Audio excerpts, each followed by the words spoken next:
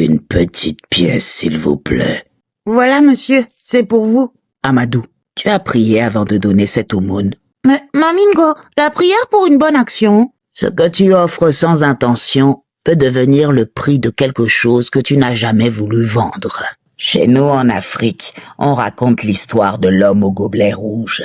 Il y a très longtemps, à ce même carrefour, un vieux mendiant s'installait chaque matin. Il ne parlait jamais. Il posait simplement son gobelet rouge et il baissait la tête. Mais certains disaient que si on se penchait suffisamment, son visage n'était pas tout à fait humain. Les gens donnaient quand même 1 pièce, 2 pièces, rien de bien grave. Puis il perdait. Au début de petites choses, des choses que l'on explique. Un marché qui tombe à l'eau, un sommeil lourd, sans rêve, une fatigue. Puis venaient les vraies pertes. Les enfants qui tombaient malades sans raison, un visa qui ne vient pas. Et pendant ce temps, le vieillard, lui, il prenait de la vigueur. Ses épaules se redressaient, ses joues se remplissaient. Ses yeux brillaient d'un éclat presque animal. Un éclat qui ne devrait pas exister chez un vieux monsieur si frêle. Un jour, la guérisseuse du quartier comprit enfin. Ce mendiant-là n'était pas là pour manger. Il se nourrissait, oui, mais pas de nourriture.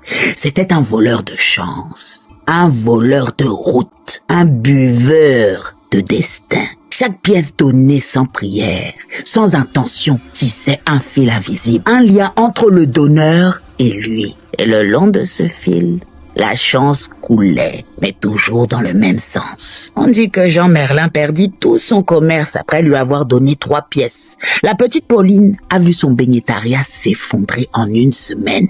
Ses beignets brûlaient. Sa pâte ne gonflait plus. Certains disent même avoir vu, juste après leur malheur, une silhouette maigre drapée d'un manteau brun passer devant leur maison au milieu de la nuit. Il agite son gobelet. Le vieux mangeur de chance revient parfois. Il revient visiter ses généreux contributeurs. Je ne dis pas que les mendiants sont mauvais. La plupart sont de pauvres âmes.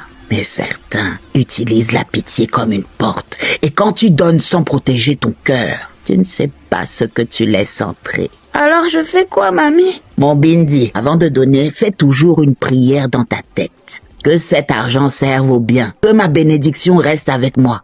Et que Dieu ferme mon destin à toute mauvaise main. Mamingo vous souhaite une très bonne nuit.